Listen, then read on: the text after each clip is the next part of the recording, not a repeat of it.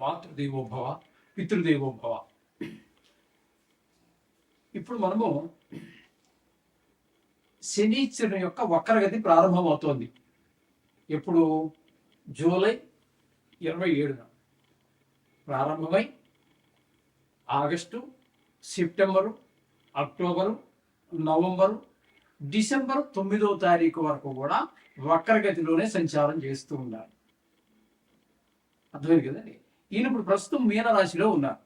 ఆ మీనరాశిలో ఉండి వక్రగతి ప్రారంభమయ్యి సుమారుగా 136 రోజులు, అంటే 4 నెలలు, 4 3 12, 4 నెలలు ఏమండి, 16 రోజులు. అంటే ఒక రోజు, కొన్ని నెలల్లో 31 రోజులు ఉండొచ్చు, కొన్ని నెలల్లో 30 రోజులే ఉండొచ్చు. ఏదేమైనా మనం రోజులు లెక్క పెట్టుకోవడమే బెటర్. 136 రోజులు వక్రగతిలో సంచారం చేస్తూ ఉన్నారు.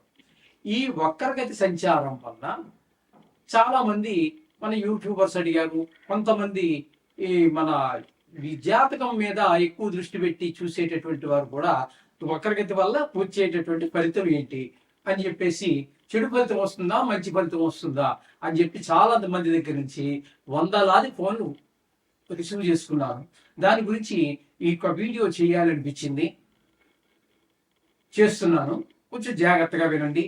ఇది కేవలము యూట్యూబ్లో మా ఛానల్ అనుసరించే వాళ్ళు, అనుకరించే వాళ్ళే కాకుండా కొంతమంది జ్యోతిష్యులకు కూడా ఉపయోగపడవచ్చు అని నా అభిప్రాయం. అది ఉపయోగపడితే చాలా సంతోషం కూడా. కాబట్టి ఇది కొంచెం జాగ్రత్తగా వినవలసినటువంటి విషయం. ఇక్కడ ఈయన మొత్తం మీద 136 రోజులు సంచారం చేస్తున్నారు. నిజానికి ఎప్పటి నుంచి ప్రారంభమవుతుంది? మనం జూలై 27న వక్రగతి ప్రారంభమవుతుంది. ఆ రోజున మీకు ఇంచుమించుగా ఇంతవరకు ఎవరు చెప్పనటువంటి విషయాలు చెప్తున్నాను అనుకుంటున్నాను. తెలియదని కాదండి, వాళ్ళకి తెలిసి ఉండొచ్చు కాక, సమయాభావం కావచ్చు, మరి ఏదైనా కారణం కావచ్చు. వాళ్ళు చెప్పి ఉండనటువంటి విషయాన్ని మీకు నేను తెలియజేస్తున్నాను. ఆ రోజున శని భగవానుడు 20 డిగ్రీల్లో ఉన్నాడు. మీనరాశిలో 20 డిగ్రీల్లో ఉన్నాడు. అక్కడ నుంచి వక్రగతి ప్రారంభమయ్యి డిసెంబర్ 9 వరకు వక్రగతిలో ఉంటున్నారు. ఆయన వెనక్కి నడుస్తూ ఉన్నారు. వక్రగతి అంటే ఏంటి? ముందుకు వెళ్ళడం కాకుండా వెనక్కి రావడం. అలా వచ్చి వచ్చి వచ్చి ఎక్కడి వరకు అంటే డిసెంబర్ 9వ తారీఖు వరకు. అక్కడికి వచ్చినప్పటికి 20 డిగ్రీల్లో ఉన్నాడని మొదట మనం చెప్పుకున్నాం కదా. ఆ 20 డిగ్రీ నుంచి 13 డిగ్రీల్లోకి వస్తున్నారు. అంటే ఇవన్నీ ముందు నడుచుకుని వెళ్ళిపోయారు ఆయన. ఈ 13 డిగ్రీ నుంచి అలా ముందుకు వెళ్ళిపోయి 20 దగ్గరికి వెళ్ళారు. ఆ వెళ్ళినటువంటి ఆయన మళ్ళీ వక్రగతి కారణంగా, అంటే నిజానికి వక్రగతి అంటూ ఉండదు, అది మనకి కనిపించే విధానం. ఎందుకంటే ఒక్కొక్క గ్రహానికి ఒక్కొక్క ఓర్బిట్ ఉంటుంది కాబట్టి ఆ ఓర్బిట్ లో తిరిగినప్పుడు చిన్న ఓర్బిట్ ఉన్న గ్రహం త్వరగా ముందుకు వెళ్తుంది కాబట్టి ఇది వెనక్కి వెళ్ళినట్టు కనిపిస్తుంది. కానీ నిజానికి ఏ గ్రహానికి కూడా వక్రగతి అనేది రాహుకేతువులు తప్పితే దేనికి లేదు. కాబట్టి ఇక్కడ శనీశ్వరునికి వక్రగతి లేదు, కానీ వెనక్కి వస్తున్నట్టుగా మనకు కనబడదు. కాబట్టి ఫలితాల్లో కూడా మార్పులు ఉంటాయి. ఎంతవరకు ఉంటాయి ఫలితాల్లో మార్పులు అన్నట్టయితే, 13 డిగ్రీల నుంచి 20 డిగ్రీల వరకు వెళ్ళాడు కదండి. ఈ ఫలితాలన్నీ అతని అనుభవంలోకి వచ్చేసాయి. ఏ జాతకుడు అయితే ఉన్నాడో ఆ జాతకుడికి ఈ శని ప్రభావం వల్ల వచ్చినటువంటి ఫలితాలు మంచి కావచ్చు, చెడ్డ కావచ్చు, అనుభవంలోకి వచ్చాయి. కానీ ఇప్పుడు 20 నుంచి మళ్ళీ 13కి వెనక్కి వస్తున్నాడు కాబట్టి ఈ అనుభవించినటువంటి అనుభవాలు ఏవైతే ఉన్నాయో అవి మరలా పునరావృతం అవుతాయి. అయితే ఇక్కడ చాలా మంది, నేను యూట్యూబ్లో విన్నాను, చాలా మంది చెప్పినటువంటి విషయం ఏంటంటే, వక్రగతి ఉన్నట్టయితే వెమ్మటే ఇంకా ఆలోచించలేదు, వెనక రాశి యొక్క ఫలితాలు చెప్పేస్తున్నారు. అది కరెక్ట్ కాదు. కరెక్ట్ ఏమో రకంగా ఎలాగా? ఆయన కనుక 13 కూడా కాకుండా ఇంకా వెనక్కి వచ్చి కుంభరాశిలోనికి ఆయన కుంభరాశిలోనికి మరలా ప్రవేశిస్తే రాశి మారుతుంది. అప్పుడు ఫలితాలు మారుతాయి. ఇప్పుడు 20 దగ్గర ఉన్నది, 13 దగ్గర డిగ్రీలు, 20 డిగ్రీలు, ఇవన్నీ కూడా మీనరాశిలోనే ఉన్నాయి కాబట్టి ఫలితం మారేటటువంటి అవకాశం లేదు. కొన్ని సందర్భాల్లో మారుతుంది. ఆయనతో పాటుగా అదే మీనరాశిలో శనితో పాటుగా ఉన్నటువంటి గ్రహాలు ఏవైతే ఉన్నాయో ఆ గ్రహాల యొక్క ఫలితాలు కూడా కొద్దిగా కొద్దిగా కొద్దిగా మారే అవకాశం ఉంది. అది కూడా రాశి మారలేదు కాబట్టి ఆ డిగ్రీల్లో వచ్చేటటువంటి తేడాను బట్టి కొంచెం మారే అవకాశం ఉంది.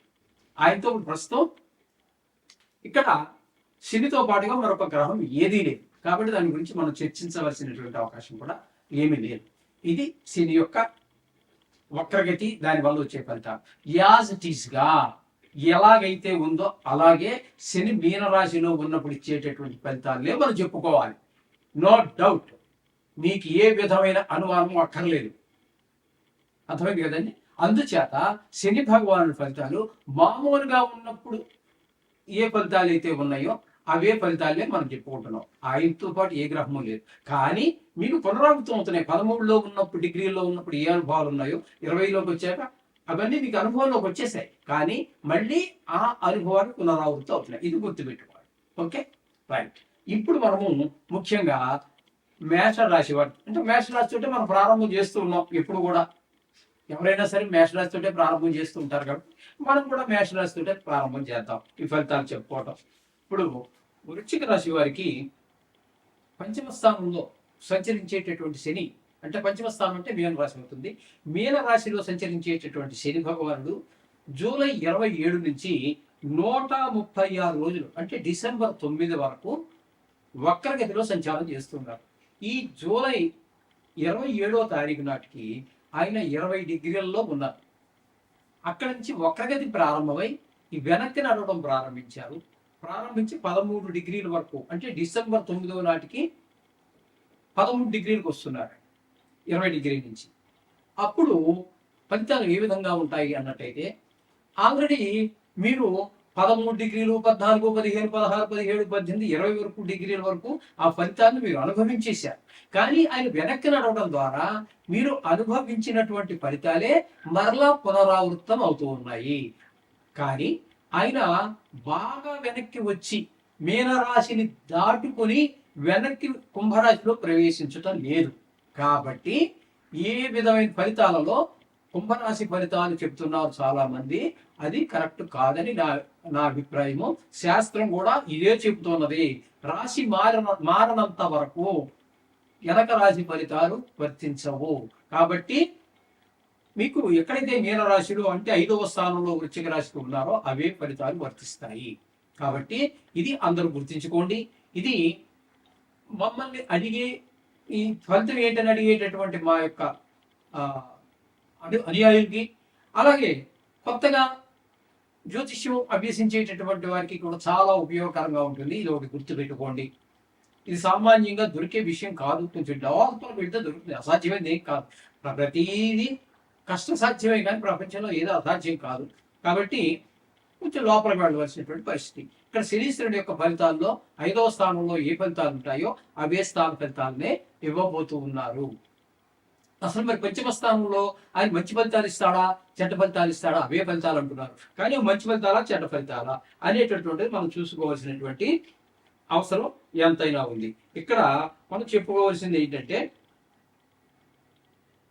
పంచమ స్థానంలో ఉన్నప్పుడు ఆయన ఇచ్చే ఫలితాలు సశాస్త్రీయంగా చెప్పుకోవాలంటే శాస్త్రకారులు చెప్పినటువంటివి.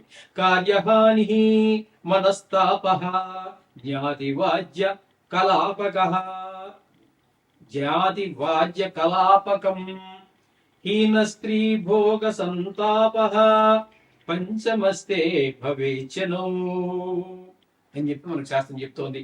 శని పంచమ స్థానంలో ఉన్నప్పుడు ఏ ప్రయత్నం మొదలెట్టినా ముందుకు వెళ్ళదు, నెరవేరదు, పూర్తి కాదు. మనోవిచారము, జ్ఞాతులతో అంటే తెలుసున్న వాడితోటి వ్యాజ్యములు అంటే గొడవలు మొదలైనవన్నీ ఉంటాయి. నీచ స్త్రీలతో పరిచయం, తద్వారా అనేక కష్టాలు సంభవిస్తుంటాయి. నీచ స్త్రీలతోనే కాదు, నీచులతో ఎవరితో చేసినా కష్టాలే, కానీ స్త్రీలతో మరీ కష్టం. నీచ స్త్రీలతో పరిచయాలు ఏర్పరచుకోవటం వల్ల మీరు ఊహించినటువంటివి, తట్టుకోలేటటువంటి కష్టాలు కూడా ఏర్పడేటటువంటి అవకాశం మనకు కనబడుతూ ఉంటుంది. అందుచేత ఆడవాళ్ళ విషయంలో చాలా జాగ్రత్తగా ఉండండి. అలాగే దీన్ని ఈ విధమైన ఫలితాలన్నీ కూడా మనకు శాస్త్రకారులు చెప్పారు. కాబట్టి స్త్రీల విషయంలో జాగ్రత్తగా ఉండండి. కార్యాల విషయాల్లో అంటే ఏ పని కొత్త ప్రయత్నాలు ప్రారంభించకండి. మనోవిచారం, జాతులతో కూడా ఎక్కువగా అవసరం మేరకు మాట్లాడండి. తద్వారా మీరు వీటి నుంచి బయటపడతారు.